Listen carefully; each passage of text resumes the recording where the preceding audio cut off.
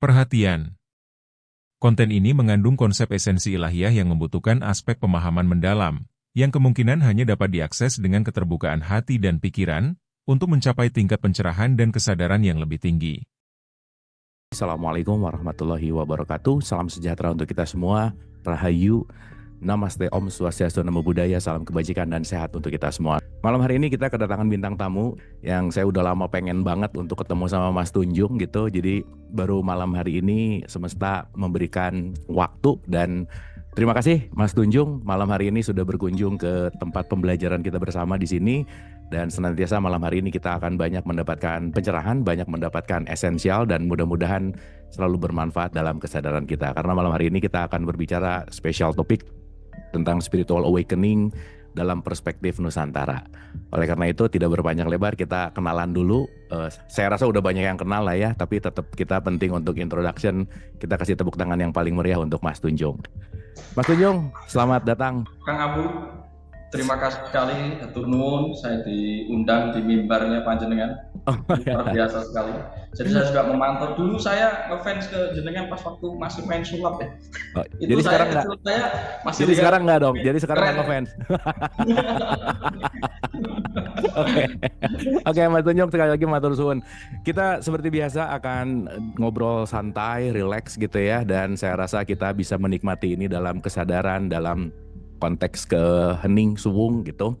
Dan malam hari ini kita akan banyak berkolaborasi dan teman-teman seperti biasa karena ini kita dialog, ada yang mau bertanya, ada yang mau memberikan komentar atau opini, boleh raise hand atau lewat chat. Tapi Mas Tunjung karena ini perdana masuk ke forum kita, jadi meskipun sampean udah sangat terkenal gitu ya, seantero jagat raya dunia dan akhirat gitu kira-kira, tapi tetap mohon untuk introduction, memperkenalkan. Karena gini, kalau aku buka serat-serat kapitayan lama gitu ya di Jawa Purba tuh, Sang Hyang Toyo tuh selalu mewujudkan menggunakan spesifikasi lah ya.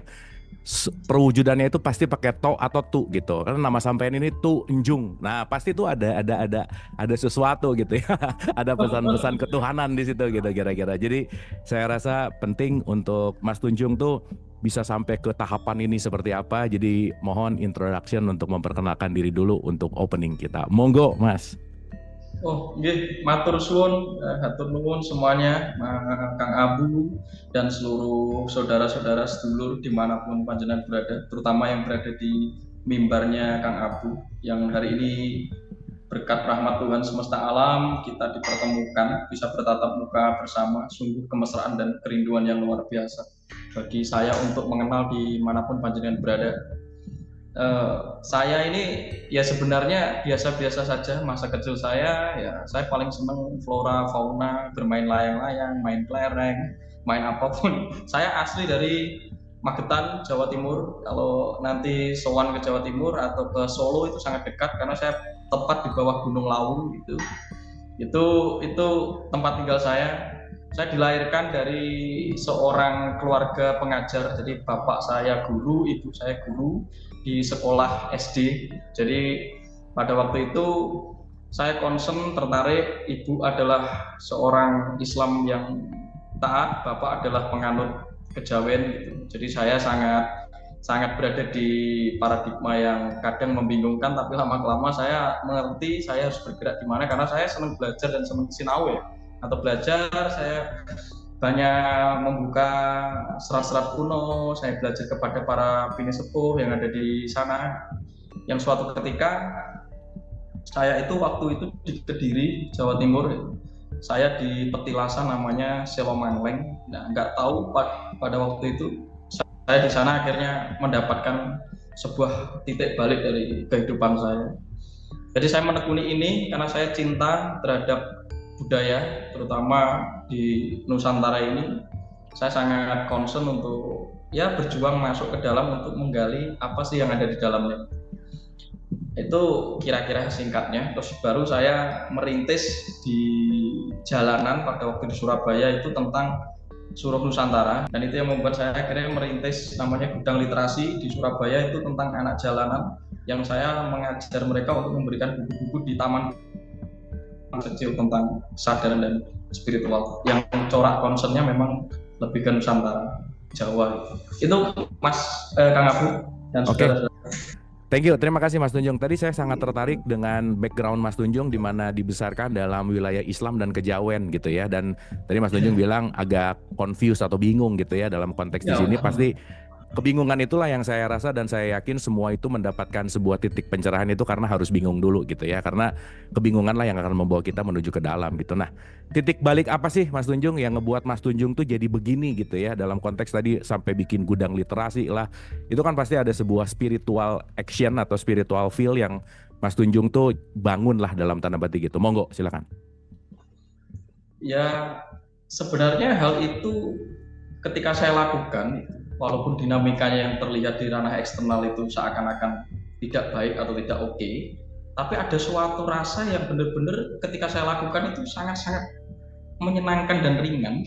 Saya tidak mendapatkan tekanan apapun, entah dibayar tidak dibayar, yang jelas yang penting saya itu seneng gitu, seneng untuk concern di situ dan mulai terus menggaungkan dan belajar tentang itu. Apalagi fenomena kalau di Jawa dulu itu ya kalau orang sudah tertarik kepada ilmu atau hal yang bersifat niskala gitu, atau bersifat gaib, itu hidupnya akan menjadi ringan karena ada dorongan yang tidak terjelaskan dari dalam. Ya mungkin saya mengalami itu ya, walaupun secara manusiawi mungkin saya belum sadar itu apa, tapi lama kelamaan ya tiba-tiba hobi atau concern nyeleneh saya itu merupakan memori atau passion yang mendominasi di dalam hidup saya untuk saat ini. Dan akhirnya saya belajar untuk menjadi diri sendiri, being menjadi diri sendiri, karena saya menemukan itu. Karena banyak orang yang tidak menjadi dirinya sendiri atau tidak berani menjadi dirinya sendiri. Mungkin itu Mas Kang Abu. Oke, menarik. Boleh nggak diceritain Mas Tunjung sebelum dan sesudah titik pencerahan itu apa sih yang paling Mas Tunjung sangat rasakan dan dapat tadi Mas Tunjung bilang bahwa sangat senang gitu ya, sangat menjadi diri sendiri kan berarti dulunya palsu tuh ceritanya dalam tanda petik, akhirnya menemukan jadi asli gitu. Apa perubahan yang paling signifikan, Mas?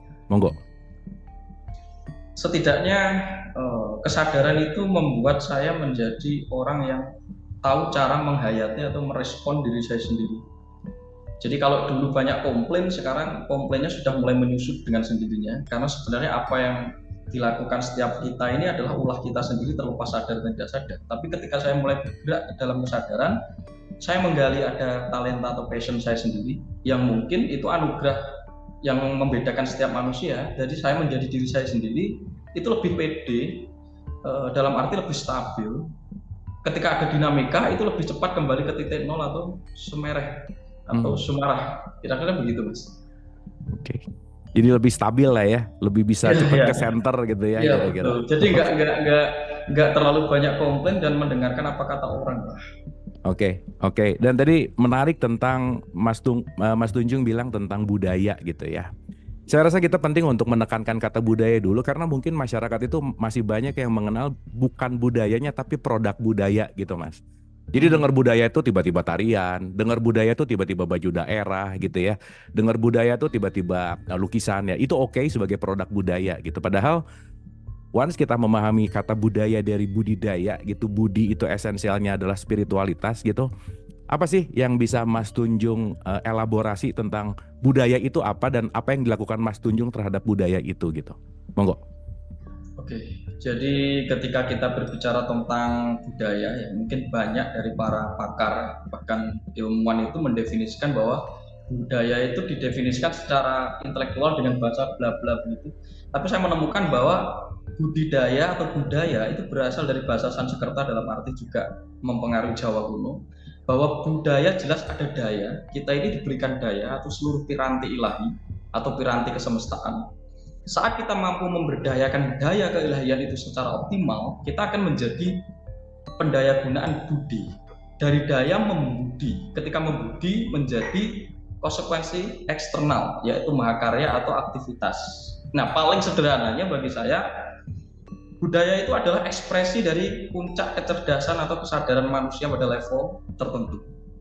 Nah, nanti ketika manusia itu bergerak untuk terus meningkatkan kesadaran, maka konsekuensi eksternal juga akan mengalami perubahan.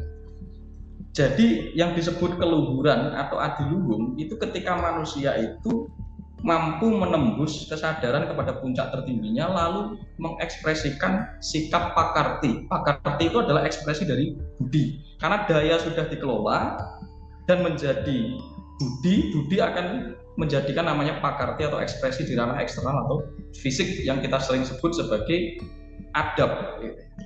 Nah, adab ini sebenarnya membangun budi yang berarti feeling. Karena hidup kita itu jarang menggunakan feeling, tapi hanya insting untuk hari ini. Dan itu sebenarnya tidak bisa dikatakan manusiawi, tapi binatangwi. Karena manusia sedang turun di dalam level kehidupannya untuk hari ini.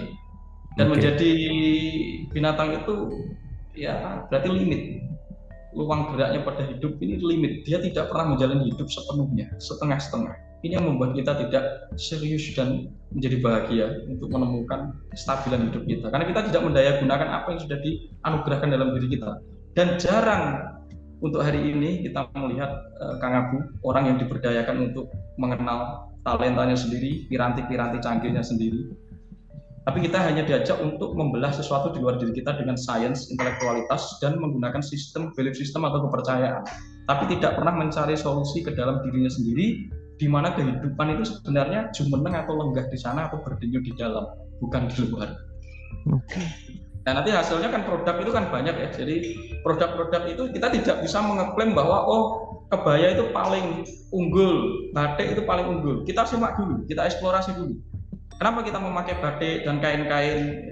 Walaupun kebaya ini juga ada yang menjelaskan bahwa kebaya itu dulu juga pakaian budak di India kan gitu, karena itu terbawa ke sini terakulturasi. Tapi yang saya lihat itu adalah substansi. Seperti batik, itu tulisan atau yantra. Itu ayat atau doa yang diwujudkan dalam bentuk geometri. Berarti itu masih sangat relevan. Di saat orang tidak bisa melantunkan doa, geometri atau simbol yang ada di batik, misal sidomukti, sidodakti itu menjadi sabda atau membentuk geometri yang menghasilkan energi tertentu. Dan itu berarti masih relevan untuk kita pakai sampai hari ini.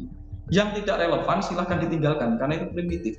Tapi kalau masih relevan, itu adalah keluhuran, itu adiluhum. Itu kecerdasan manusia yang tidak lekang oleh zaman. Itu maksud saya. Jadi kita tidak bisa melihat secara atribut atau produk. Karena kesadaran sendiri itu substansinya. Di mana karya itu dilahirkan dari kesadaran yang tinggi dan tidak tergerus oleh perkembangan zaman, ya berarti kita masih mampu untuk memakai itu untuk cara menjalani hidup kita agar meningkatkan kemanusiaan kita. Itu Mas. Oke, thank you Mas Tunjung, terima kasih. Ini banyak banget insight, di awal aja udah dapat banyak nih. Nah, sekarang mungkin kita masuk ke topik kita tentang kebangkitan spiritual melalui budaya Nusantara, Mas Tunjung. Tadi Mas Tunjung menyinggung tentang belief system gitu ya. Saya tuh juga melakukan research sampai hari ini hampir 13 tahun Mas, berbicara tentang kesadaran seseorang dalam beragama dan berspiritual gitu, khususnya dalam perspektif tradisi Islam gitu ya. Dan yang menarik adalah ketika membaca serat-serat yang tadi saya cerita di awal bahwa tentang kapitayan itu jauh banget ada dari agama-agama gitu ya kira-kira. Tetapi menariknya adalah kesadaran atau laku lampah atau segala sesuatu yang berbicara tentang budi pakarti tadi justru udah banyak hadir di Nusantara gitu. Sementara kalau kita melihat dalam konteks Nusantara sekarang, di mana kita berbicara dalam konteks katakanlah Indonesia gitu. Ya kita tahu ya, teman-teman perlu diketahui bahwa Indonesia negara paling Islami tahun 2010 dari 208 negara itu ranking ke 140 gitu. Bahkan Arab Saudi itu ranking ke 91. Bahkan ranking yang pertama negara paling Islami itu adalah New Zealand gitu. Nah saya melihat relevansi bahwa ketika kita bicara dalam budi pakarti Nusantara yang seharusnya konteks bahwa bukan identitas tetapi adalah esensial gitu, di mana konteks ini adalah ada kedamaian di dalamnya juga ada penuh dengan cinta kasih, welas asih, kesadaran. Nah saya rasa ini nilai-nilainya jadi menurun gitu. Dalam artian mungkin sekarang lebih chaos dengan agamanya atau belief sistemnya, tetapi lupa kepada si Nusantara atau leluhur tadi gitu. Apa sih yang bisa Mas Tunjung elaborasi gitu ya tentang ajaran Nusantara ini dari awal gitu sampai sekarang tuh terjadi seperti apa sih, kok dalam tanda petik ya somehow gitu ya terlihat seperti agak chaotic gitu. Gimana tuh Mas Tunjung? Monggo. Jadi ini semua ya karena karma secara kolektif. Jadi ini tanggung jawab kita bersama. Tidak bisa kita menyalahkan dari satu pihak ke pihak yang lainnya. Karena disinilah mari kita membongkar. Karena manusia itu sedang tidak hidup dengan kesadaran. Berarti manusia itu tidak berada di jalurnya untuk hari. Oke. Nah inilah yang membuat manusia itu akhirnya mencari kompensasi untuk melipur lara. Karena penderitaan itu akan muncul ketika kesadaran itu mati di dalam diri kita atau intensitasnya menurun. Hmm. Inilah yang membuat manusia itu menjadi menderita. Dan penderitaan ini terjadi karena kesadaran ini sudah mengalami keredupan. Baru manusia itu mencari pelipur lara dengan motivasi, belief system, dan bahkan agama. Tapi kita lihat, kita tembus ulang, siapa Yesus, siapa Muhammad, mereka itu melakukan nirgama, mereka itu melakukan laku, pertapaan, mereka itu mengolah seluruh daya yang saya sebut di dalam diri itu sebelum mencapai kepada titik pencapaian. Ya. Nah, manusia itu mencoba mengekstrak pencapaian itu, tapi tidak pernah melihat proses. Hari ini banyak manusia itu memuja tujuan, tapi tidak pernah concern kepada proses. Proses inilah yang sebenarnya realitas dan kenyataan. Maka hari ini banyak orang yang tidak hidup di dalam kenyataan, dia hanya hidup di dalam belief system. Kepercayaan, belief system, motivasi itu tidak bisa digunakan untuk jangka panjang. Hidup itu untuk dijalani, ditembus. Apa perantinya yang digunakan untuk menjalankan hidup? Hidup tidak akan berubah ketika cara menjalani hidup itu kita tidak mengubahnya. Kita tidak akan mencapai pada titik yang tertinggi. Maka agama pun juga menjelaskan jangan hanya berdiri di agama yang dalam arti cover atau pakaian. Tapi bukan berarti agama tidak dibutuhkan, itu pakaian. Cover dan isi itu jangan dipisah. Spiritual dan tidak spiritual juga jangan dipisah. Ini dikotomi ini yang menyengsarakan. Bagi kita itu mengenal namanya manunggal, semua itu adalah kesatuan. Jangan mementingkan isinya, juga jangan melupakan covernya, dan sebaliknya. Maka keris dan wadahnya itu juga jadi satu. Tuhan dan hambanya juga jadi satu. Jangan dipisah-pisah. Kalau ini dipisah-pisah, hidup kita tidak mengalami kepenuhan. Nah, sementara ini lama dinamika terjadi pasca Majapahit decline kalau di Nusantara di era klasik. Memang banyak turbulensi dan banyak pengaruh asing yang datang. Dan mereka mencoba untuk menawarkan budaya baru, di mana budaya lama memang jelas tenggelam. Akhirnya terjadi pemisahan panjang sampai kita mengenal hari ini namanya Indonesia. Nah, karena pada waktu itu kita tidak menggali lagi, atau memang sisa-sisa ajaran kecerdasan atau keluhuran leluhur itu sudah lenyap dan susah untuk didapatkan, ya otomatis karma yang kita alami adalah masa saat ini. Tapi di sisi lain hari ini kita itu mengalami pencapaian di mana kehidupan itu berada di titik kemudahan dan kenyamanan baru kali ini. Tapi kita belum pernah mendalami cinta dan kebahagiaan otentik sampai sekarang, di saat hidup kita itu dipermudah oleh kemajuan teknologi dan sains. Nah, dampaknya membahayakan selama kita ini membudayakan bahwa ukuran kesuksesan itu adalah konsekuensi kesejahteraan eksternal yang kita sebut sebagai material atau kita sebut sebagai kekuasaan. Ya, hidup kita ini tidak bisa melihat bahwa kesuksesan itu juga ada di ranah spirit, estetik, kebahagiaan. Seperti Bhutan, hari ini ukuran kesuksesan adalah kebahagiaan. Ya. Maka ketika batin sudah bahagia, dia akan selalu merasa cukup. Hari ini kita dipaksa untuk mengejar yang namanya materi.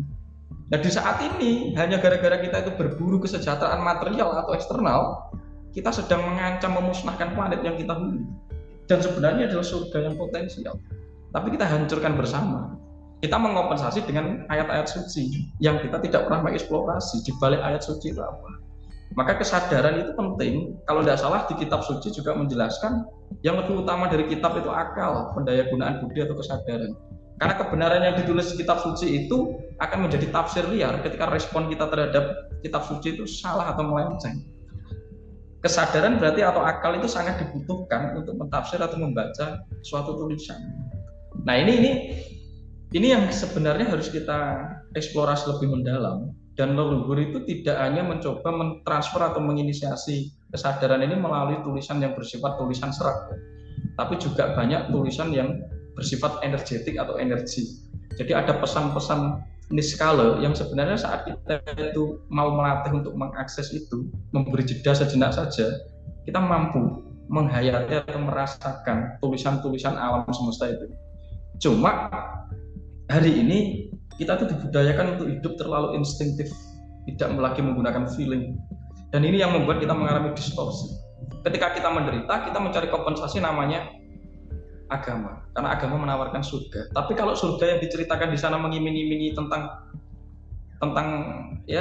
bidadari, tentang anggur, itu kan hanyalah asumsi yang kita dapat dari kesan indrawi, dan itu kita dapat saat kita hidup di duniawi ini. Berarti secara tidak langsung kita juga dididik untuk materi loh, cuma di dalam ilusi. Dan ini sangat berbahaya. Jadi ada sesuatu yang tidak terklasifikasi, tidak ada persona, rupa, dan bentuk, yaitu rasa. Maka di tradisi kita ada ciri khas, apa yang dipakai oleh budaya ajaran kita untuk menembus keilahian, yaitu penghayatan, bukan kepercayaan sebenarnya, penghayatan. Banyak hari ini kita yang tidak menghayati atau merasakan apa yang sudah mengalir di dalam diri kita sendiri. Tapi kita mengklasifikasi di dalam otak kita yang berfungsi untuk membentuk persona, rupa, dan citra. Selama ada wujud dan wujud, Anda belum menembus keilahian Anda sendiri. Maka daripada kita itu mencari sesuatu di luar, tolong kembali ke dalam, perlambat napas Anda, rasakan aliran darah Anda, rasakan tubuh Anda, di mana yang berdenyut itu di dalam, bukan di luar. Maka saya rasa Anda akan menemukan titik di mana chaotic itu terjadi. Chaotic di ranah eksternal itu terjadi dulu di ranah internal. Jadi ketika di dalam kacau, ini akan tercermin atau termanifestasi di luar diri kita. Ini kalau satu orang saja memiliki dampak secara kolektif, karena kita itu adalah partisipan dan kolaborator atas keberadaan jagat raya ini, kitalah yang sebenarnya memanifestasikan ketidakberkualitasan dan kekeotikan di ranah eksternal. Karena diri kita sendiri masih kisruh sejak di dalam. Itu, Kang Abu. Jadi lumayan lah ya 163 yang hadir ini, at least di dalamnya nggak chaotic, membuat kecerdasan yang di luar juga secara swarm intelligence lebih baik ya Mas Tunjungnya. Mudah-mudahan oke gitu ya. Semoga menebar itu Mas. Oke, Mas, aku tertarik sama statement tentang kesadaran gitu ya. Sebelum aku mau nanya kesadaran, mungkin base pengalaman gitu. Gimana sih Mas Tunjung menuju kepada kesadaran itu, waktu itu prosesnya seperti apa, dan apa sih yang didapatkan, apa yang dilakukan sehingga Mas Tunjung merasakan denyutnya di dalam dan tahu bahwa ini adalah the truth, dan Mas Tunjung bisa bicara bahwa saya menemukan diri gitu. Apa sih prosesnya seperti apa gitu? Monggo Mas. Oke, jadi begini Mas, diri kita tuh memiliki 4 piranti di dalam ajaran Jawa kuno ya, atau Nusantara, yang kita sebut sebagai badan sariro. Itu berkaitan dengan tubuh biologis, berkaitan dengan susunan saraf, sistem otot rangka, kardiovaskuler, dan lain sebagainya. Baru ada namanya sula sarira, itu adalah reaksi kimia, proses kimiawi di dalam diri kita. Baru ada namanya sukmo sariro, itu berkaitan dengan soul atau jiwa, yang berkaitan dengan ranah psikologis atau struktur psikologis, yang di situ terkandung pikiran dan perasaan. Nah, 3 tubuh ini harus diberdayakan saat Anda ingin pengunjung yang namanya kebahagiaan itu teralami di dalam tubuh, atau ketentraman itu teralami di dalam tubuh. Selama 3 sarana prasarana ini tidak Anda pastikan optimalisasi atau penggunaannya dengan tepat, maka tubuh yang disebut sukmo sayekti atau kebahagiaan atau suwung itu tidak akan Anda alami. Karena itu ada realitas di jagat raya yang tidak bisa terbatasi. Hanya bisa teralami kepada 3 tubuh ini saat tubuh ini diberdayakan. Nah, laku yang diajarkan oleh guru saya itu mengenal 3 perangkat. Satu disebut pranawa. Jadi di dalam tubuh kita itu ada pusaran-pusaran energi tertentu yang bisa disebut cakra dan lain sebagainya. Nah, apapun yang terjadi di jagat raya ini adalah energi. Dan apa yang kita lihat dengan realitas fisik ini adalah mutasi energi dengan cara yang berbeda. Nah, pranawa ini adalah proses disebut awakening atau ledakan energi, di mana Anda mengalami asketik, ekstase, tingkat tertinggi adalah orgasme. Nah, untuk mengalami 3 itu Anda harus meledakkan energi di dalam. Maka pengalaman yang tidak terklasifikasi, ledakan spiritual itu ya begitu, pengalaman di dalam itu energetik. Baru setelah Anda memproses dan melatih pengalaman energetik ini, Anda akan menghadapi situasi kedua yang disebut namanya awareness atau pranata, di mana seluruh tubuh Anda itu bekerja maksimal karena energi meledak secara maksimal.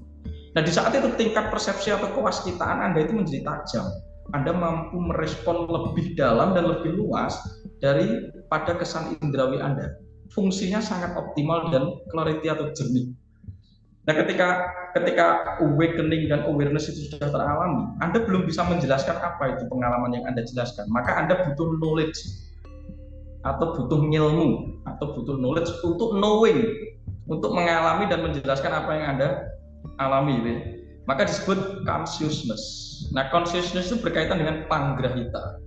di mana tingkat pemahaman Anda itu mulai terbentuk di wilayah nalar atau akal atau disebut manah. Nah, knowledge ini berkaitan dengan consciousness. Ketika Anda tahu tentang itu, Anda menjadi knowing, maka Anda bisa menjelaskan aware dan awakening. Nah, 3 siklus ini berada di kemauan dan kemampuan kita. Nah, hari ini kita kan didesain untuk apati, namanya berada di zona nyaman dan zona mudah. Tapi kita tidak pernah meledakkan atau kita tidak pernah menembus kemampuan pengolahan kita atau pemberdayaan kita. Tapi kita hanya terikat oleh dunia material yang membuat kita mudah dan nyaman. Tapi kebahagiaan kita tidak tergaransi. Karena kebahagiaan itu tidak mengunjungi kita. Karena tubuh mengalami putus kabel atau mengalami listrik yang sangat limit. Seperti televisi, seperti HP. Ketika pirantinya ada yang konslet satu, informasi dari servernya tidak bisa kita tangkap. Tuhan itu memberi sinyal 24 jam, tapi kita saja kadang tidak bisa menangkap sinyal karena ada masalah di piranti-piranti di dalam tubuh yang desain kita ini. Itu, Kang Abu. Oke. By the way, kalau ngomongin ini tuh nama ajarannya apa sih, Mas Tunjung? Atau ada istilah gitu ya, atau apa gitu? Ada nggak sih namanya gitu untuk diistilahkan si ajaran yang Mas Tunjung lakukan atau lampahkan ini? Sebenarnya ini kan ajaran dari ras Jawa. Jadi Jawa sendiri itu akhirnya kita tidak membatasi sebagai ras atau suku, tapi Jawa itu way of life. Jadi jalan untuk menjalani hidup itu Jawa. Nah, di situ banyak sub-subnya. Kita lihat seperti Jawa Dipa, di mana itu ada Austronesia atau bahkan Wajakensis. Kita menyebutnya sebagai Atlantis atau Antala Dwipa, di mana banyak manusia itu menggunakan kecerdasan. Karena pada waktu itu leluhur sudah mampu mengarungi samudera, maka dia memahami ilmu primbon atau planet, yaitu ilmu astronomi, yang digunakan untuk teknologi melihat siklus alam agar navigasi untuk berlayar itu tepat sasaran.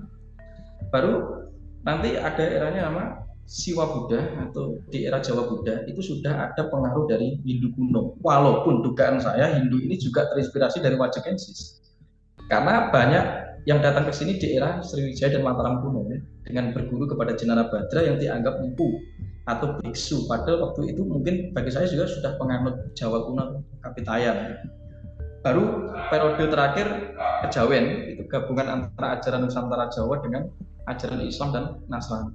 Nah, sebenarnya inilah kemampuan leluhur kita yang disebut Bhinneka Tunggal Ika, mampu mengakulturasi dan mensublimasi, mensinkretisme seluruh ajaran-ajaran yang datang ke sini. Tentunya dengan syarat untuk tidak meninggalkan 3 substansi, yaitu 1 gotong royong, 2 toleransi, 3 harmonisasi. Karena 3 ini adalah ekspresi dari kewelas asian atau kesadaran tertinggi dari kemanusiaan itu sendiri. Jadi bebas Anda melihat bahwa kalau kita ngomong soal Jawa tidak bisa dibatasi oleh pakem-pakem tertentu karena saking tidak terhitungnya pakem-pakem yang mengcoveri ajaran Jawa. Jadi Jawa itu rohnya kalau mau pakai jenis corak bagaimanapun saja, yaitu produk eksternal, silakan saja. Jadi tidak berwayang-wayang. Belum tentu saya memakai udeng dan belangkon ini adalah paling Jawa sentris. Tidak juga. Jadi terserah Anda. Kebetulan saya memakai pakaian kayak gini karena saya tahu bahwa ini enak dipakai, ini mengandung doa karena ada tulisan-tulisan tertentu di udeng dan celana saya atau sarung saya. Nah, ini bajunya juga masih modern. Bagi saya pakaian kenapa harus ada sarung, ada jarit itu, harus ada kemben itu. Jadi itu berkaitan dengan fenomena energetik ya. Jadi tubuh kita itu memiliki jalur-jalur nadi lembut atau nadi prana. Nah, nadi prana ini kalau sampai pakaian kita terlalu ketat, Kang Abu, energi ini juga akan tersumbat dan ini membuat hidup kita menjadi sempit karena energi tidak tergenang atau mengalir secara lancar kepada tubuh kita. Ini akan membuat kita juga mengalami kerusakan secara biologis dan struktur psikologis yang menimbulkan stres atau frustasi atau depresi. Jadi pakaian-pakaian tenun kita dari berbagai wilayah di Nusantara ini sebenarnya pakaian tingkat tinggi yang didesain untuk menjaga kelembapan dan melancarkan sirkulasi darah dan energi, begitu saja. Keren banget sih. Ini kan dalam gitu ya, dari secara semua pengetahuan itu dalam bahwa ini semua udah ada dari leluhur gitu. Tadi Mas Tunjung bicara tentang ada akulturasi gitu ya. Kenapa sih kekuatan asing tuh dalam tanda petik bisa membawa kita sekarang ya balik lagi ya, membuat ini tuh jadi justru malah awam gitu. Distorsi. Awam di tanahnya sendiri gitu loh Mas Tunjung. Jadi tamu di rumahnya sendiri gitu. Yang akhirnya saya sering mengatakan bahwa reimport ajaran gitu ya. Ajarannya asalnya dari sini, dibawa dulu keluar, dicap pakai bahasa tertentu dengan tulisan tertentu, balik ke sini. Terus kita amazed gitu dengan bahasa lain, dengan cara lain gitu. Padahal kan kalau kita bicara tentang Nusantara ini udah ada gitu sejak lama gitu. Apa sih yang membuat si asing ini bisa dalam tanda petik sekarang menguasai gitu Mas Tunjung? Monggo. Kita menyebut kenapa kita terdistorsi dan kita kehilangan ajaran leluhur atau substansi ajaran leluhur itu sebagaimana ini ulah kita secara bersama semenjak dari pra kolonial sampai ke pasca kolonial yang kita kenal sebagai zaman yang hari ini. Jadi kita itu masih terkena post kolonial syndrome atau trauma batin karena kita pernah dikolonialisasi. Nah, ini seperti di mana antibodi kita itu sedang mengalami penurunan karena kita tidak lagi menjaga tubuh kita, di mana akhirnya virus itu bisa menyerang kita. Nah, virus itu bisa saja hadir ke tubuh kita bisa nerima, tapi kita fokusnya tidak ke virus, tapi bagaimana menjaga antibodi kita. Nah, hari ini kita tidak menjaga antibodi kita, itu masalahnya. Dan bangsa ini atau negara itu masih sangat prematur, Mas. Kita masih trauma, terus cepat-cepat harus merumuskan negara sebesar ini namanya Indonesia. Dan saya yakin para founding father kita itu masih terinisiasi tentang pemahaman-pemahaman barat atau asing di waktu itu karena belum terlalu banyak menemukan concern terhadap peninggalan-peninggalan dan kitab-kitab leluhurnya. Jadi karena mengikuti gaya-gaya akulturasi tertentu dan itu lebih mendominasi, misal kayak Marxisme, misal itu akhirnya Pak Karno bikin Marxisme. Dan hari ini kita ngomong wong cilik. Saya tidak mau lagi ngomong wong cilik karena memang kita itu pewaris genealogis bangsa besar yang dipaksa untuk merasa cilik. Akhirnya mental kita itu mental melarat untuk ngemis semua sampai hari ini karena sudah terlanjur parah. Sudah terlanjur parah, sakitnya bangsa ini sudah terlanjur parah. Hanya ketika Anda kembali kepada diri Anda sendiri, kepada candi Anda sendiri, kepada gunung Anda sendiri, alam-alam di sekeliling Anda, mungkin di sana hanya ada obatnya untuk menembus rahasia yang sedang tertidur ini. Cuma ini terjadi kenapa kita terlalu berkiblat kepada asing? Ya kita lulusannya asing semua. Jadi cara berpikir kita itu bukan cara versi bangsa ini sendiri. Cara berpikir kita itu cara prematur, caranya para kapitalis. Karena kita kuliahnya ke sana, ya sampai ke sini apa yang kita mohon maaf, apa yang kita gunakan untuk menjalani bangsa ini itu bukan sepenuhnya menggunakan cara leluhur. Karena banyak orang yang tidak benar-benar tahu bagaimana bangsa, tanah, dan Nusantara itu dilahirkan. Dan ada semenjak Jawa Dwipa saja, tidak ada yang mampu menembus itu. Jadi apa yang sudah ke sini itu diadopsi. Maka hari ini yang saya lihat Nusantara, Bhinneka dan Pancasila itu luntur. Padahal itu, kalau Anda mau lihat itu passwordnya, itu kuncinya. Misal kita punya aksara sendiri ya, sudah ada aksara Jawa, ada aksara, tapi hari ini aksara kita dihilangkan. Padahal aksara itu adalah kodifikasi energi. Akhirnya linguistik kita berganti menjadi bahasa sekarang. Padahal ada password untuk membuka dimensi tertentu namanya mantra, sabda, atau wejangan. Hari ini berapa orang yang bisa membaca mantra-mantra itu? Dan akhirnya mantra itu disembunyikan seiring aksaranya itu dilenyapkan. Karena itu bisa mengakses dimensi di atas daripada dimensi yang kita kenal dengan realitas indrawi kita. Maka ada mantra-mantra khusus yang tidak boleh dikasih tahu itu karena itu password untuk mengakses kesadaran tertentu atau dimensi tertentu. Nah masalahnya mungkin misionaris itu juga cerdas. Dia mulai menghilangkan aktivitas-aktivitas kebudayaan leluhur kita, termasuk dimulai saja dari aksara. Ketika aksara sudah tidak dipakai, bahasanya diganti, kemampuan kita untuk mengucap geometri mantra itu juga terdistorsi. Saat itu pula kualitas manusia mengikuti dari apa yang menjadi brand ambassador yang ditawarkan di negeri ini. Jadi kita akhirnya mengikuti sesuatu yang bukan kita. Nah, intinya kembali saja dulu ke dalam. Karena Nusantara itu masih berada di dalam memori DNA kita masing-masing. Jadi berkaitan bahwa kita tidak usah berkecil hati, solusinya masalah di luar diri kita itu solusinya di dalam diri kita. Di dalam diri kita itu ada memori purba, ya. Jadi ada memori elemen ya, sedulur papat lima pancer, jadi akasa, banyu, angin gitu ya. Itu semua ada di dalam tubuh kita. ketika warga keturunan atau pribumi sekalipun selama ikut memakan di tanah ini pasti ada memori-memori cerdas tertentu. Kita bisa mengakses itu saat kita mau ke dalam. Kita tidak pernah menghayati diri kita kok masalahnya.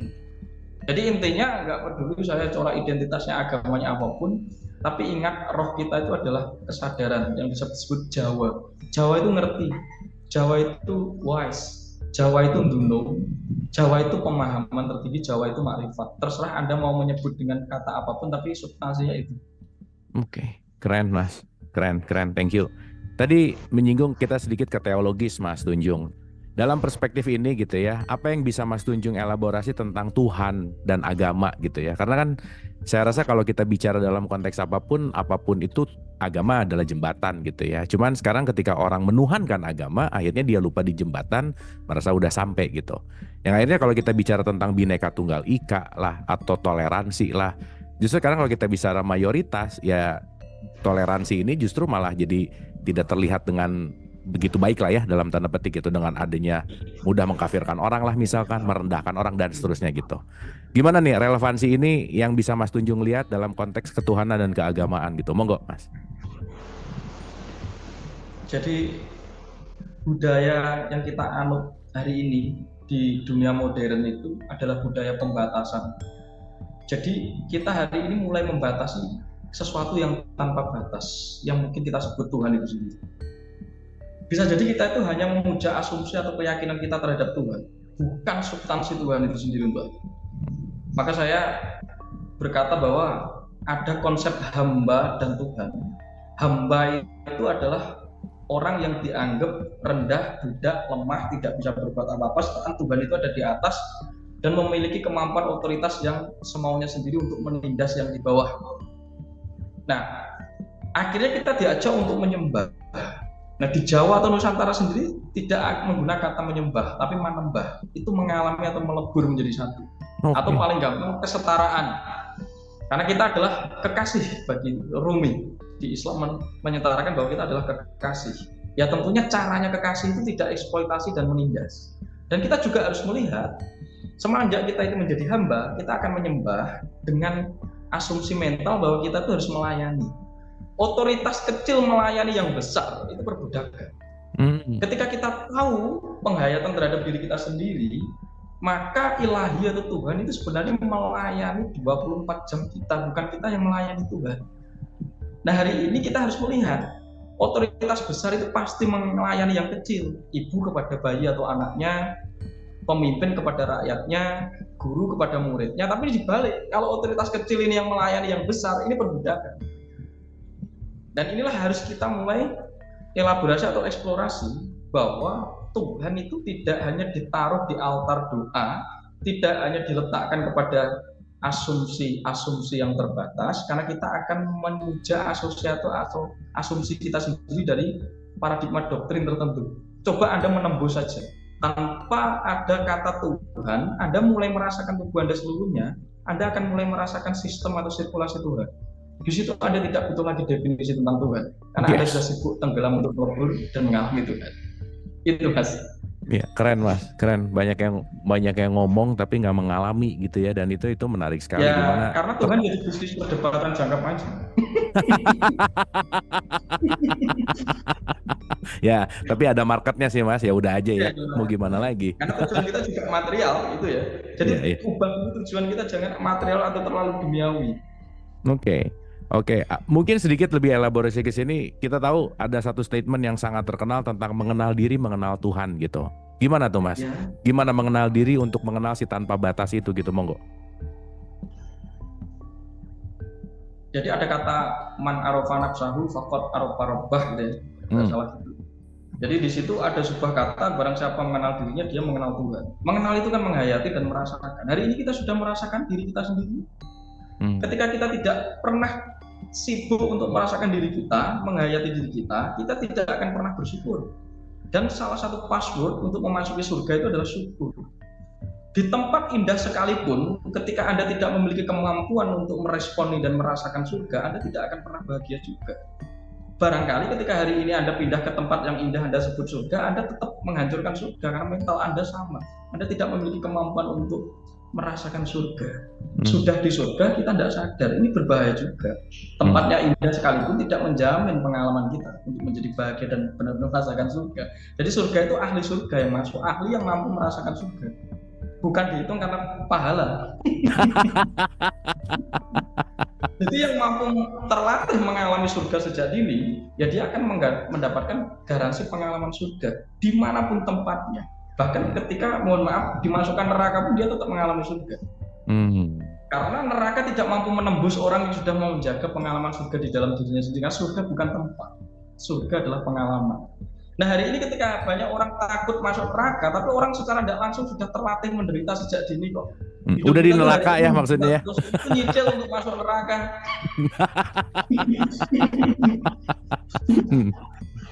Tapi mintanya surga. Hari ini menderita terus menerus, menderita itu boleh ya, kita jadikan alat untuk meningkatkan kehidupan kita itu boleh, tapi sifatnya harus konstan saja. Nah, menderitanya konsisten ini pasti ada kesalahan. Ada kesalahan cara berpikir, kesalahan tidak menjadi sadar, terlalu reaktif, terlalu kecenderung karena pengaruh-pengaruh doktrin dan dogma yang ada di dalam memori kita. Nah ini bagi saya, kita ini sudah di surga pun ya kalau masih membawa mental atau memori seperti ini, kita tidak akan pernah mengalami surga. Hari ini kita menderitanya itu konsisten parahnya. Menderita itu jangan konsisten, konstan saja. Karena kita itu bisa merepot diri kita. Berarti istiqomah dalam menderita lah ya. Hari ini kita itu memiliki kesadaran tapi kita tidak memakai itu. Jadi hidup kita itu seperti HP yang dimasukkan kepada saku dan terketik secara acak. Pasti blank dan hang. Kita tidak memberi jeda dulu untuk mengamati software kita dulu. HP kita ini semuanya HP. Coba kalau diamati nanti kita tahu mana yang di-delete, mana yang dipakai, mana yang digunakan, mana yang didaur ulang, kita tahu. Tapi hari ini kita itu seperti berada di fasilitas mewah, tapi kita mengunci seluruh pengalaman atau rasa kita untuk merasakan kemewahan itu. Jadi punya apapun saja ya tetap menderita. Sukses menderita, tidak sukses juga menderita. Karena cara untuk berbahagia tidak pernah diajarkan atau dikasih tahu. Tapi untuk mempercayai sesuatu yang belum tentu nyata, itu banyak diinisiasikan ke kita hari ini. Itu Kang. Oke, keren. Anyway, ngomong-ngomong surga sih Mas Tunjung, ya sekarang kan satu statement bahwa tenaga dalam tuh kalah sama tenaga orang dalam, Mas Tunjung. Jadi tenang aja lah ya, kalau punya orang dalam di surga aman. Oke. Mas, supaya kita bisa sedikit concernnya lebih ke aplikatif gitu ya. Katakanlah ya, kita semua orang awam yang kita ingin menuju kepada kesadaran gitu. Langkah awal apa sih Mas yang harus kita lakukan untuk step menuju kepada kesadaran tadi gitu? Monggo. Intinya kita harus selalu memberikan ruang pemberdayaan terhadap tubuh kita.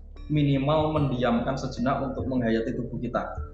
Nah sebenarnya kata dari ibadah dan samadhi atau meditasi itu sama. Cuma orang yang tidak paham tentang itu. Ibadah itu artinya recharge energi. Karena energi kita itu terlalu habis untuk digunakan. Tapi kita lupa untuk kembali ke titik nol untuk memberdayakan energi kita. Ibadah itu artinya recharge energi. Bahkan dalam berbagai tradisi itu dikenal sebagai, kalau di kita itu namanya kanuragan. Maka ada gerak tubuh atau yoga. Nah sholat secara syariat itu bagi saya yoga. Di mana tubuh itu memang harus direlaksasi juga harus pemberdayaan juga. Karena otot kita tidak bisa terlalu diam. Karena jalur-jalur energi akan tersumbat. Dan di sisi lain kita juga harus mengakses napas kita. Karena 24 jam kita tidak pernah lepas dari napas. Maka ada zikir napas, ada pernapasan dan banyak. Tapi intinya bahwa napas itulah yang membuat struktur energi kita itu bisa pecah di dalam tubuh kita.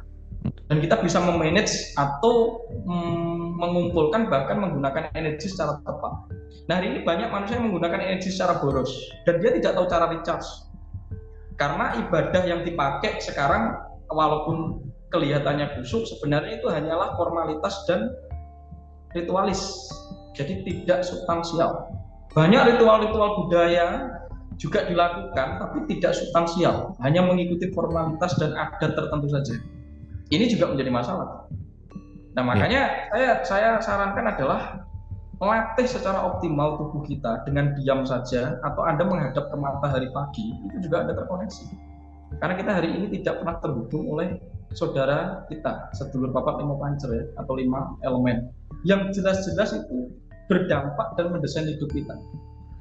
Napas tidak pernah kita hayati, matahari sebagai api, bulan purnama sebagai sari api juga tidak pernah kita hayati. Bahkan kepada air saja kita sembrono, minum air tidak pernah kita doai, airnya dikocak-kocak, itu sangat rusak secara molekuler.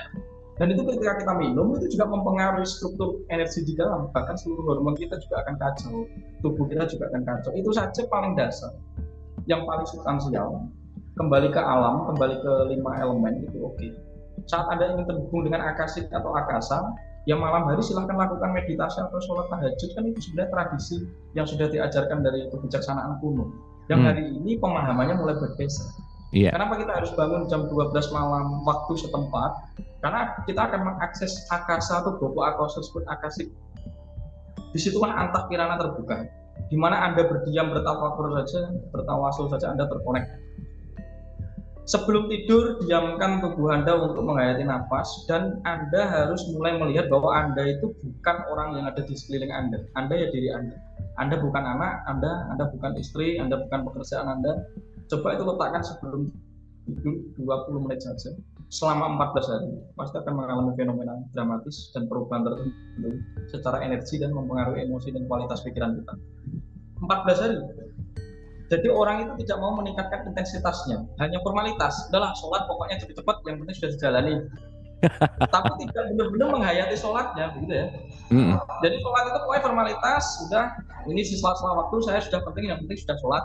Ini kewajiban saya kepada Tuhan. Padahal Tuhan itu kewajiban terhadap diri, artinya kewajiban kepada keutuhan diri. Nah, misal ada kata ibadah atau sholat itu harus khusyuk. Tidak ada kata harus khusyuk. Khusyuk itu konsekuensi saat kamu serius dan mengalami penghayatan sholat dengan tepat. Meditasi harus hening, bukan. Hening itu konsekuensi saat meditasi Anda itu tepat. Tapi kita memaksa untuk harus tidak ketemu. Yang penting hayati gerakan-gerakan Anda. Saya rasa mudra-mudra di agama-agama itu juga mengarah ke sana. Oke. Nah, kalau dulu paling tidak saya pagi itu disuruh menatap matahari, sore untuk memandang matahari. Itu aja sudah mengalami ledakan tertentu ya, karena mempengaruhi kelenjar pineal atau mempengaruhi unsur substansial yang ada di otak kita. Jadi akal itu insya Allah selalu jernih saat kita itu melihat atau menatap matahari. Jadi ketika kita mengenakan kepala kita ke matahari pagi dan sore, itu ada fenomena tertentu secara energetik. Jadi itu tidak menyembah matahari, tapi kita menyatakan bahwa seluruh piranti di jagat raya ini adalah ciptaan cerdas yang difasilitaskan kepada kita sebagai kekasih Tuhan. Keren, Mas. Thank you. Terima kasih.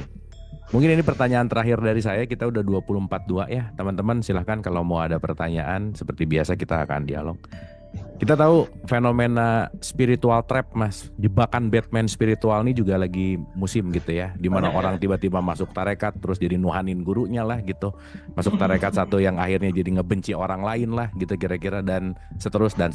Yang akhirnya justru malah si concern, si kesadaran dirinya justru malah jadi hilang gitu ya. Tapi ya berbalut spiritual gitu. Apa yang bisa Mas Tunjung elaborasi tentang spiritual trap ini gitu? Monggo, Mas. Kita mulai harus melihat bahwa ada beberapa kata-kata atau ungkapan filosofis itu yang sudah harus dielaborasi, Mas. Jadi misal kayak ketika kamu berguru, kosongkan gelasmu. Ini berbahaya juga. Tidak ada kita bisa mengosongkan gelas kita. Yang jelas kita itu harus tetap sadar dalam kondisi apapun. Sebagai murid pun juga harus sadar. Atau calon murid itu juga harus sadar. Karena gurunya itu adalah diri kita kok sebenarnya. Cuma ketika ada orang yang mampu menjelaskan atau membantu secara inisiasi, ketika guru itu benar-benar murni bisa menginisiasi, tubuh ini secara cerdas memberi respon dan selalu memberitahu kita kok. Cuma kita itu terkena asumsi bahwa kosongkan gelas. Nah, kosongkan gelas itu artinya kita ngosong atau ngeblank. Nah, saat kita ngeblank, ya kita pasti gampang tertipu. Karena kita sendiri yang membuat diri kita tertipu. Dan ketika kita berada di komunitas-komunitas yang merasa kita ditipu, ya sebenarnya kita ditipu oleh diri kita. Karena setiap hari kita juga menipu diri kita. Ketidaksadaran itu adalah penipuan atau kepalsuan. sesuatu yang terjadi di dalam pasti akan menarik atau mewujudkan sesuatu di luar. Ya. Ketika ada guru yang menipu Anda, coba Anda ke dalam, pasti ada sesuatu di dalam diri Anda itu yang bukan Anda yang menipu Anda. Kualitas pikiran tertentu, doktrin tertentu, kekacauan atau chaotic tertentu, itu kepalsuan. Dan itu yang menarik guru-guru palsu. Justru kepalsuan ini akan meng-attract kepalsuan juga. Nah, daripada Anda membenci, segera Anda matur suwun. Terima kasih. Di dalam komunitas ini, saya di-trigger untuk dibuka. Ternyata saya harus hijrah, saya harus move on, saya harus mengalami ruwat atau moksa kepada status berikutnya. Hidup kita akan transformatif.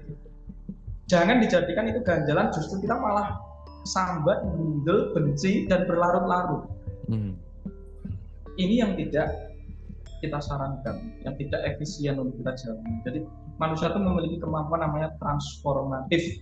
Itu tidak dimiliki oleh makhluk lain selain manusia. Jadi kita harus selalu mentransformasikan diri kita. Jadi kalau mau belajar kemana-mana, pertama bekalnya sadar diri apa yang kita butuhkan. Dan sadar diri siapa kita. Sedikit saja. Jangan inggah-inggih gitu ya gitu, tapi nggak mudeng. Itu berbahaya sekali. Inggih itu tapi nggak mudeng. Kita bilang inggih sebagai adab, tapi batin kita harus selalu awas, harus selalu tajam. Itu Kang Abu mungkin. Keren Mas, thank you. Aku nyiapin 2 statement untuk terakhir ya. Kita akan berbagi dulu sama teman-teman di sini. Oke, yang pertama kita ke Ibu Anca. Bu Anca, silakan. Selamat malam, Assalamualaikum warahmatullahi wabarakatuh. Salam Mas warahmatullahi Tunjung, Kang Abu. Mas Tunjung, yang ingin saya tanyakan, budaya Jawa sekarang kan memang sudah agak luntur ya. Saya itu ingat kalau ada orang meninggal, itu kan ada hitungannya. Gunung, Jungkur, Segoro, Sat. Nah, yang ingin saya tanyakan, arti makna keempat itu tadi apa? Terus kalau kelahiran kayak Kliwon, Minggu Pahing gitu, maknanya bagaimana? Dan itu akan membawa yang anak tersebut ada yang harus diruat atau bagaimana? Terima kasih Mas Tunjung. Oke, makasih Bu Anca. Wah, ini pertanyaannya unik nih, keren nih. Monggo, Mas Tunjung, silakan. Langsung dijawab. Boleh, langsung. Ya, karena ini berkaitan dengan budaya tadi, ada hari petung kematian atau kita lihat sebagai hari perhitungan hari atau primbon, Legi, Pahing, Pon, Wage, Kliwon. Nah, itu sebenarnya ini adalah konstelasi geometri di mana planet ini terbentuk dan mempengaruhi kehidupan kita ketika kita lahir. Jadi ini sebenarnya adalah bagian dari tantrik atau tantra yang kita sebut sebagai supranatural. Kita sebut juga sebagai, bagi saya adalah ilmu matematika ala Jawa kuno. Karena perhitungan hari ini berkaitan dengan geometri atau teori peluang, di mana leluhur itu sadar kelahiran itu pasti terkena sirkulasi atau siklus dari kesemestaan kita atau universe atau planet-planet yang mengelilingi kita. Atmosfernya pun juga membentuk itu secara energetik. Nah, tentunya dalam ranah tertentu hidup kita itu pasti dipengaruhi oleh siklus dan sistem alam ini. Ini akhirnya juga bisa digunakan sebagai ilmu prediksi, sebagaimana ilmu ramal cuaca sebelum pesawat terbang. Itu sama saja sebenarnya. Tapi kita ini memiliki suatu kecerdasan yang disebut kesadaran yang ada di dalam diri kita yang tidak terikat oleh semua ini. Jadi kita ini bisa tidak terpengaruh oleh hari ini atau tingkat pengaruhnya hitungan ini bisa sangat rendah saat kita menembus kesadaran kita. Jadi kita tidak boleh terlalu terikat dan dipengaruhi oleh planet ini juga. Walaupun kita harus tahu ini mempengaruhi kita. Di ranah pengalaman sulung, piranti-piranti ini tidak akan bekerja secara intensif terhadap tubuh kita. Tapi ketika kesadaran kita sangat rendah, ini pasti akan berpengaruh. Maka daripada sembrono, leluhur juga menggunakan ilmu perhitung ini untuk memprediksi kehidupan mendatang. Tapi tentunya variabel-variabelnya juga banyak yang mendukung.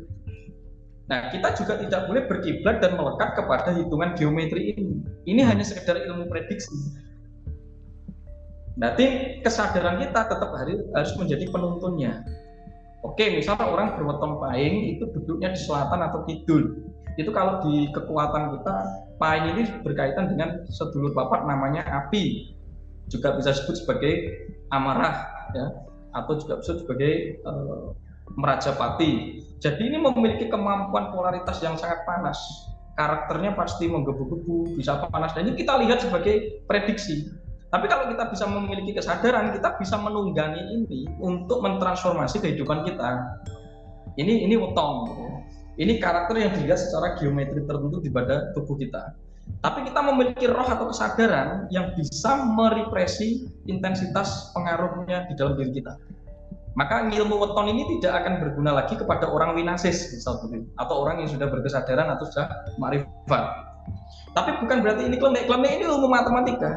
Sebagaimana matematika itu kadang digunakan untuk kehidupan kita, ilmu perhitung itu digunakan untuk kehidupan kita, tapi tidak semuanya bisa dipakai atau melibatkan matematika ini.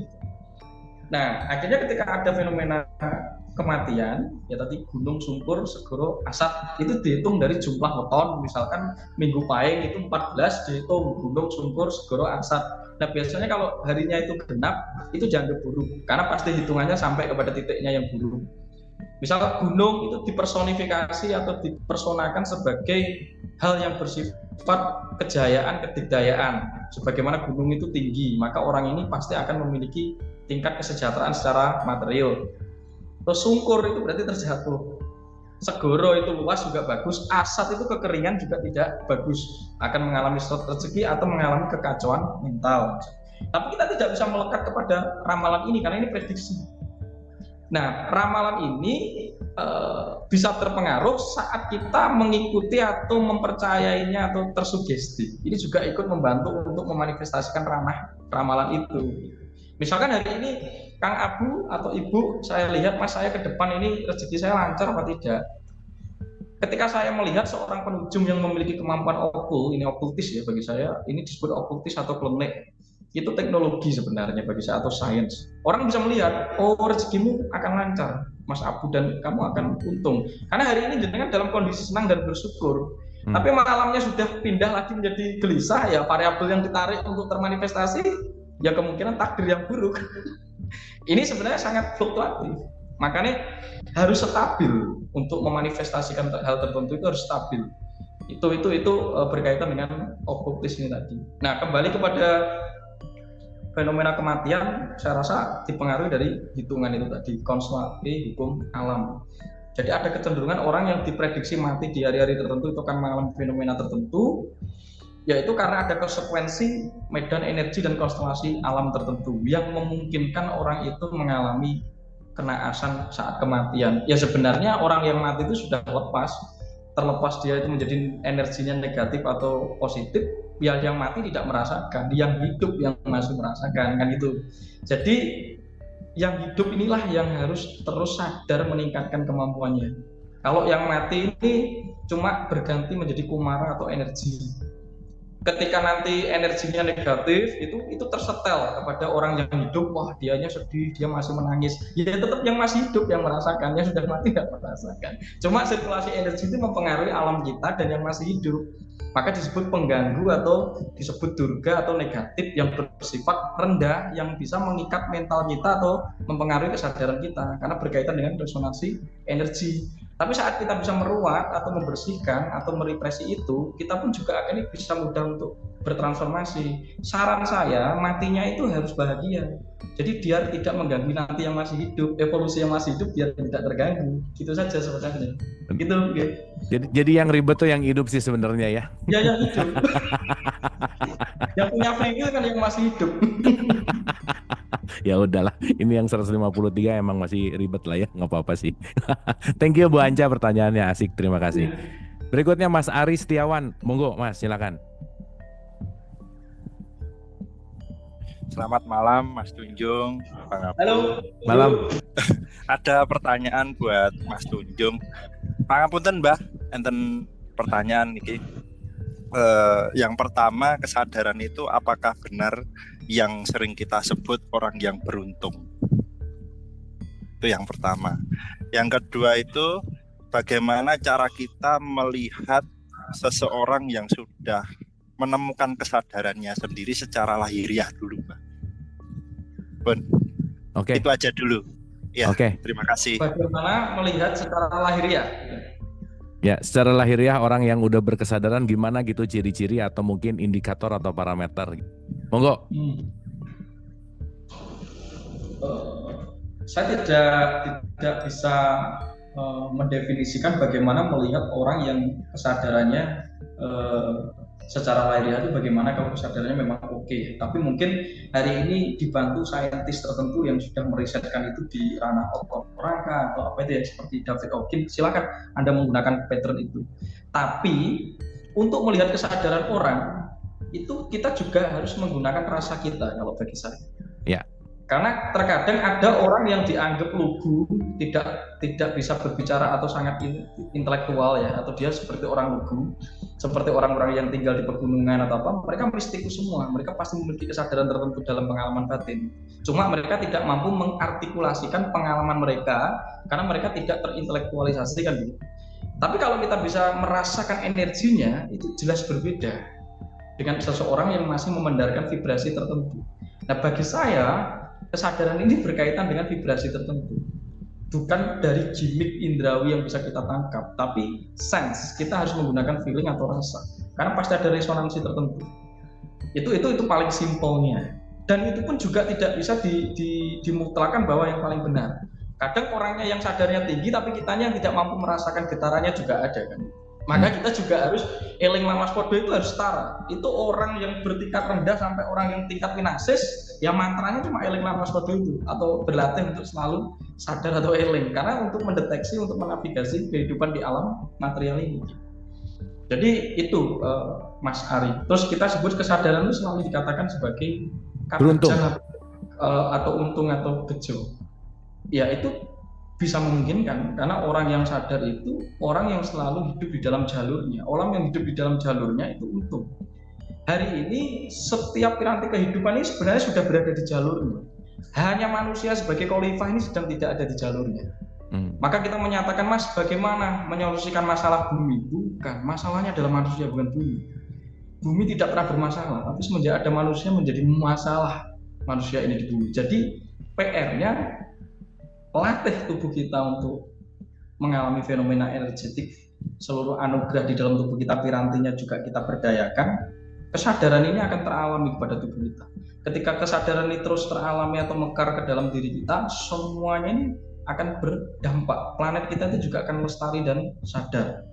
Nah, kita tidak bisa memaksa kesadaran seseorang atau memaksakan kesadaran kita itu akan naik ya, atau tumbuh gitu, selama kita tidak memastikan sarana prasarananya itu untuk optimal. Jadi kalau ingin bunganya mekar, yang kita urusi itu adalah pupuknya yang komplit, medianya yang subur, cahaya yang cukup, air yang cukup, maka bunga akan mekar.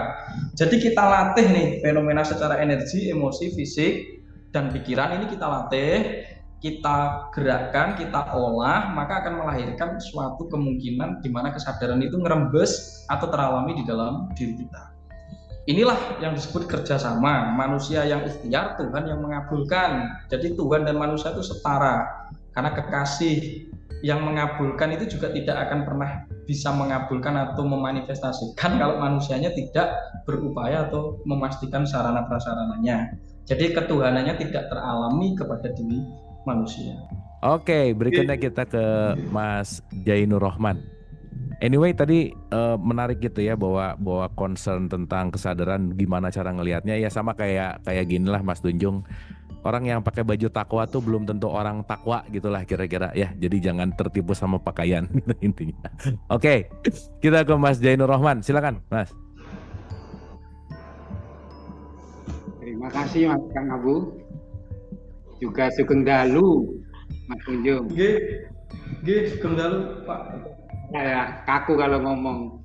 Yang ingin saya tanyakan, seseorang dalam spiritual, jika dia orang itu beragama Islam, biasanya itu kuncinya ada pada basmalah.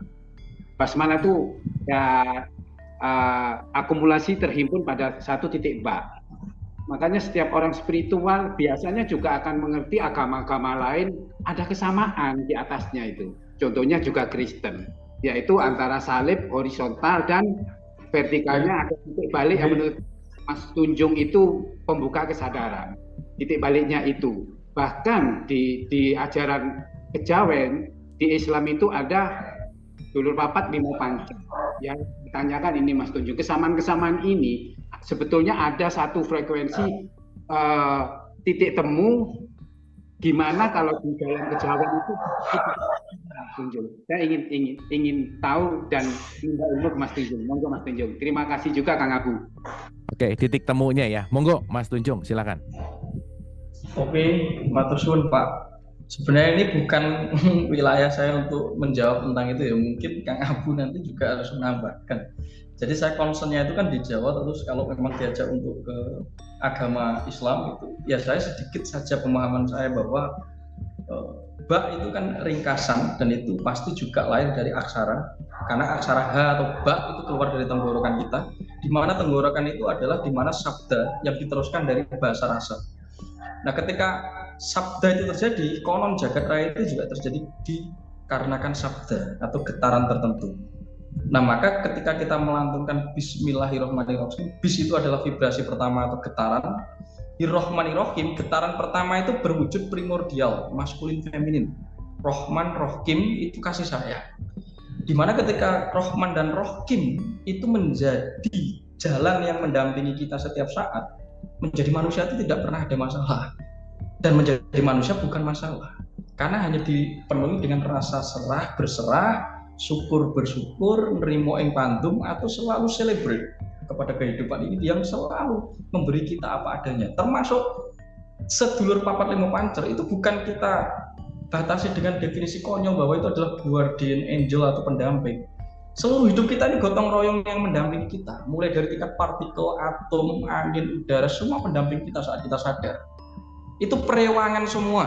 Kita itu direwangi oleh seluruh piranti-piranti yang terjawantah itu. Tapi hari ini kita tidak sadar. Kita menganggap itu adalah person, kita menganggap itu adalah sosok. Bahkan Tuhan itu mau disosokkan, tidak bisa. Anda kalau menyosokkan itu menjadi terbatas. Termasuk sedulur papat Anda asosiasikan sebagai guardian angel seperti orang di teman duduk di sini. Enggak, itu hanya bisa Anda tebus dengan sadar. Anda memperlambat nafas, Anda menghayati ada nafas, Anda tahu di mana sedulur Anda namanya Sufiah itu menghidupi Anda. Anda tahu zikir siri saat hati Anda panas, di mana api itu sedang ingin diperhatikan di dalam diri Anda sendiri. Maka Anda bisa menjadi terbakar karena amarah. Kalau Anda memperhatikan dia tidak akan menjadi amarah. Dia akan menjadi pendamping hidup Anda, menghangatkan hidup Anda dengan suasana yang tenang. Karena seluruh kotoran batin dibakar oleh si api itu sendiri, didaur ulang untuk menjadi pupuk. Ujung-ujungnya akan menjadi kasih sayang. Di mana feminin dan maskulin, Adam dan Hawa di dalam tubuh kita itu bekerja 24 jam sebagai penyeimbang. Kalau itu bermasalah, ini akan mengalami gejolak tertentu yang membuat yang hubungan kita dengan Tuhan itu merasa terputus karena dua energi ini goncang. Nah, sebenarnya mantra-mantra termasuk Bismillah itu saya rasa sangat berkaitan dengan energetik, fenomena energi tertentu. Kira-kira itu mungkin Kang Abu menambahkan tentang titik balik ba. Ya, titik balik ba itu gambaran rahasia bahwa hidup kita itu sebenarnya hanyalah titik di mana semakin kita itu melampaui titik, ya sebenarnya kita tidak ada. Yang ada itu hanya Tuhan semesta alam itu sendiri. Nah, kita ini kan selalu merasa ada sebagai makhluk eksistensial. Ya tidak masalah kita merasa ada itu, jangan berlebihan. Kalau terlalu merasa ada ini berbahaya bagi kita. Karena kita lupa merasakan yang tidak ada. Justru yang tidak ada itu yang membuat ekspresinya menjadi ada, yaitu kita. Gitu kan? Terima kasih. Cuman ada hal yang menarik tentang kalau tadi bicara tentang Islam gitu ya. Saya rasa kita harus bisa membedakan mana Islam dan agama Islam gitu. Karena kalau kita bicara Islam itu tidak berbicara tentang identitas. Sesederhana ketika ada orang nanya ke saya, Mas Abu agamanya apa? Islam. Terus dia tanya, buktinya apa? Saya cuma bisa ngeluarin KTP gitu ya. Karena yang Islam itu adalah KTP saya gitu. Berarti saya beridentitas dengan Islam itu sendiri. Nah, pertanyaannya kalau tadi bicara tentang concern titik temu dan seterusnya. Kalau kita bicara Islam yang agak lebih dalam, Islam tidak berbicara masalah identitasmu apa, pengetahuannya apa, tapi concernnya tadi yang seperti Mas Tujung bilang bahwa arti Islam sesungguhnya itu adalah berserah total kan sebetulnya. Makanya dalam perspektif Al-Quran katakanlah, kalau kita bicara tentang ibunya Quran, the mother of Quran, itu ya Al-Fatihah. Al-Fatihah disarikan lagi jadi Bismillahirrahmanirrahim, disarikan lagi jadi ba. Makanya kalau kita ngelihat Al-Fatihah, huruf awalnya ba, terakhirnya tuh nun gitu.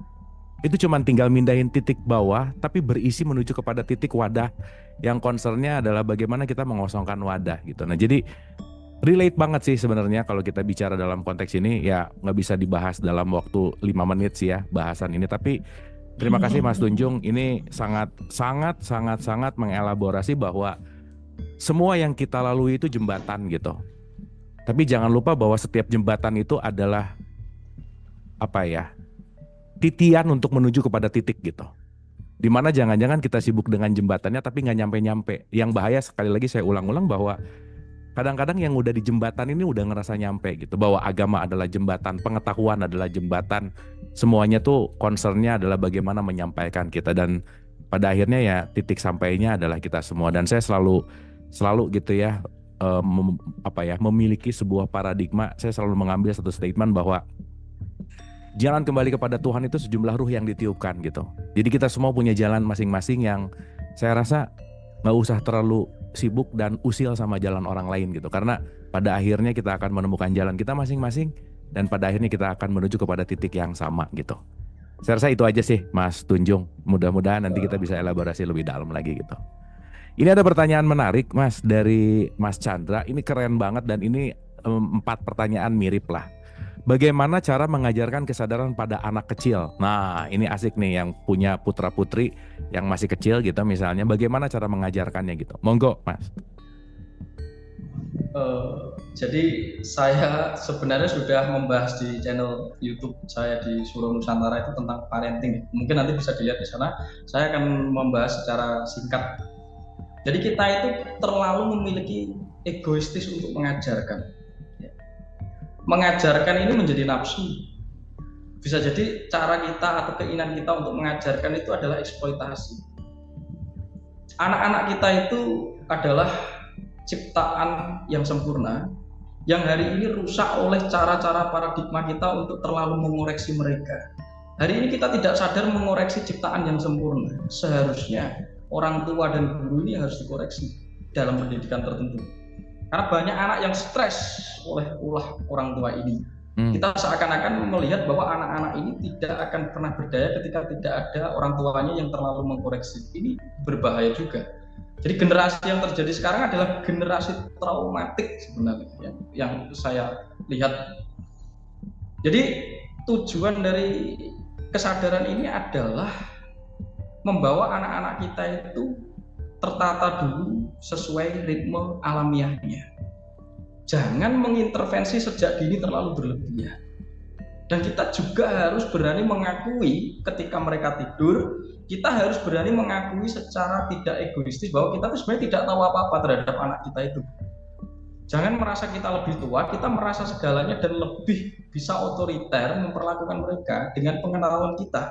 Kita nggak bisa mengetahui apa yang terjadi pada anak-anak. Anak-anak itu bisa jadi jiwa tua yang mengajari Anda, tapi Anda berbalik untuk mencoba mengajari mereka. Pasti penderitaan dan berantem di rumah tangga yang akan terjadi. Karena Anda tidak pernah memberi jeda untuk melihat mata anak Anda dan gimmick anak Anda, siapa mereka. Bagi saya tidak perlu menggunakan intensitas emosi dan keinginan tertentu yang terlalu memaksakan.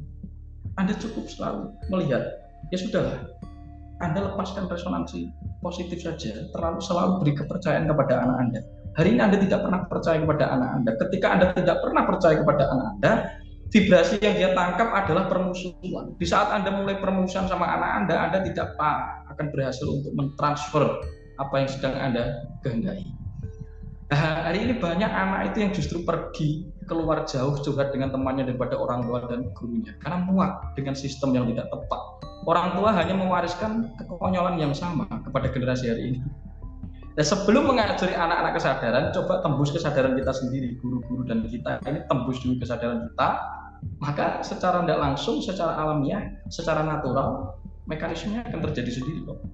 Karena vibrasi kita juga mempengaruhi. Tapi kita terlalu reaktif. Kita melihat sesuatu itu hanya di ranah eksternal. Pendidikan yang harus bla bla itu pemerasan. 24 jam anak Anda sekolahkan sampai dia menderita itu pemerasan. Dan hari ini mewariskan kesadaran itu adalah mewariskan cermin kesadaran kita juga. Kalau kitanya tidak sadar, bagaimana mungkin anak kita mewaris kesadaran itu? Nah ini harus mulai ada sistem-sistem sekolah berbasis alam dan sekolah yang memberikan ruang untuk anak itu bertumbuh secara natural. Jadi kalau di Jawa itu dulu ada namanya dolanan. Dolanan itu adalah kanuragan atau yoga versi dasar. Main kelereng, lubak sodor, engkling, bahkan sampai ke jemparingan. Itu mengenalkan mereka kepada alam. Kita tidak pernah melihat bahwa alam ini cerdas, ada ecological intelligence yang berkaitan dengan tubuh manusia. Tapi hari ini kita memangkas dan mencoba untuk memprogram anak kita untuk menjauhkan dari jalur cetak birunya sebagai anaknya Bapak Angkasa dan Ibu Pertiwi. Gara-gara kita mentang-mentang yang melahirkan dia. Bukan, kita ini yang dititipi. Mereka adalah anaknya Bapak Angkasa dan Ibu Pertiwi. Maka lihat tuh bendera merah putih getih getah Nusantara. Itu tidak hanya dipahami sebagai suci dan berani. Itu dipahami sebagai kesadaran bahwa kita tidak pernah terlepas dari Angkasa dan Pertiwi. Maka selalu ajak anak-anak kita itu untuk ke alam, bermain saja dulu. Di usia di bawah 14 tahun itu tidak perlu ada tekanan tertentu. Ajak bermain dan bahagia dulu. Tidak perlu diperbandingkan nilainya, tidak perlu dibully. Kalau dia tidak mengalami A, dia dianggap jelek, kitanya yang ikut malu. Itu bisnis orang tua bagi saya. Itu bisnis konyol orang tua, menjadikan anak itu sebagai aset pensiun dan melindungi ketidakmampuan orang tua itu sendiri. Akhirnya malu kalau anaknya kenapa-napa. Kenapa kita harus malu? Itu ciptaan kita. Seharusnya kita malu ketika kita hari ini merusak generasi. Jadi saya nyekolahkan anak saya itu sama istri saya, dia sekolah ya pokoknya dia senang. Dia baru umur 3 tahun, tidak ngurus saya. Dia mau jadi orang yang tidak dianggap nilainya baik atau apa, yang penting saya suruh senang dulu, saya nggak peduli. Mereka senang dulu sampai usia yang tepat, minimal 12 tahun sampai 13 tahun, kecerdasan akan mengalir sendiri kok saya rasa. Yang penting bahagia dulu karena mental mulai dibentuk di sana. Jangan sampai kita mentransfer mental yang negatif dan memberikan energi negatif melalui tekanan karena kita merasa ingin mengubah orang lain atau anak-anak kita. Rubah diri kita. Revolusi itu terjadi karena saya mau berubah, bukan kita merubah sesuatu di luar diri kita. Hari ini banyak orang yang ingin merubah sesuatu di luar dirinya dan dia tidak mampu, dia kecewa. Dia tidak merubah apapun sampai sekarang. Keren. Tepuk tangan dong, keren. Thank you Mas Tunjung, terima kasih. Oke teman-teman, sorry sekali lagi minta maaf karena ini pertanyaannya banyak banget dan waktu kita sempit gitu. Ada 2 terakhir, Mas Tunjung.